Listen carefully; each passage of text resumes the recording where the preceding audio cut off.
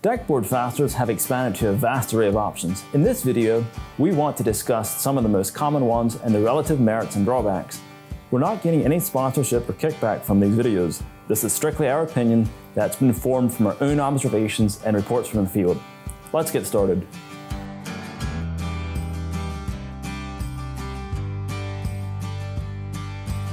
There's three ways a board can be held in place: by fastening through the surface of the board, by fastening through the side of the board, and by holding down the board by means of a clip inserted into a groove on the side of the deck board. We'll go through each one in order. Stainless steel face screws are exactly as they sound: screws that penetrate the surface, or face, of the deck board and fasten the board to the joist beneath. The screws come in a variety of head colors to match decking. Composite screws feature a reverse thread near the top of the shank to help prevent mushrooming of material as the screw draws down. Mushrooming occurs when material displaced by the screw bulges up around the screw head. Face screws are simple, low cost, and the only tool you need is a good screwdriver. Another big benefit that's often overlooked is that face screws help strengthen the frame by tying the joist to another, greatly enhancing deck rigidity. Face screws' shortcoming is visible fasteners, which most homeowners no longer care to see. Related to that, it takes skill to set face screws consistently and in straight rows. Face screwing composite decking, even with the proper screws, can still lead to mushrooming. To avoid the risk, some builders routinely pre-drill composite decking, which is time-consuming.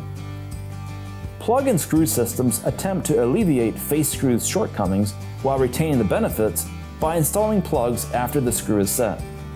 Special driver bits disengage the bit after the screw head has reached the proper depth. Plug-and screw benefits are the same as face screwing. They are simple, they strengthen the deck frame, and they require no special tools. And of course, there's no visible fasteners. These benefits make plug-and screw systems a great choice for installing treads and perimeters, even when you're using another fastener for the main deck. The major negative for plug-and screw systems is that they are time-consuming. Each plug must be tapped into place individually with a hammer. Pricing is similar to other hidden fastener systems. Camo screw systems use a tool that acts as a screw guide to install special screws on the 1-inch side of the deck board. Camo screws lock together the joists and move the screw hole from the top to the side of the deck board. Both cost of the tools and cost per fastener are very reasonable.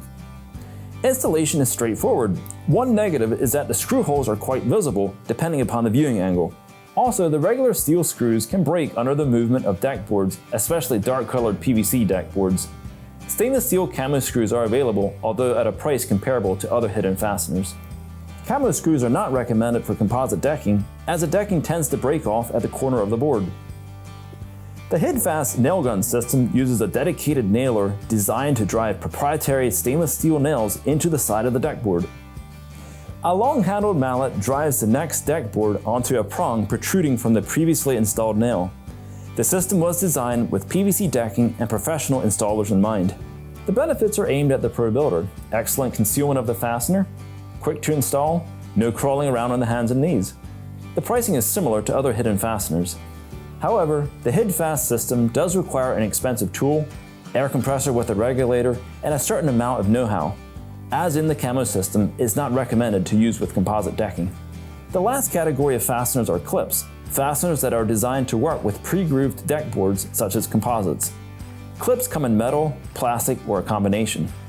Some clips use dedicated install tools, others are meant to be installed with the regular screw gun.